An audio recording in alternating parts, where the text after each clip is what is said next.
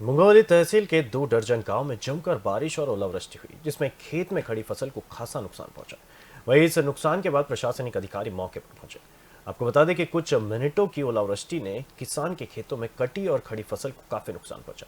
वहीं मौसम विभाग आगे भी तेज ओलावृष्टि और बारिश की चेतावनी दे चुका है। इसके चलते 19 मार्च तक बारिश और ओलावृष्टि होने की संभावना जताई जा रही है।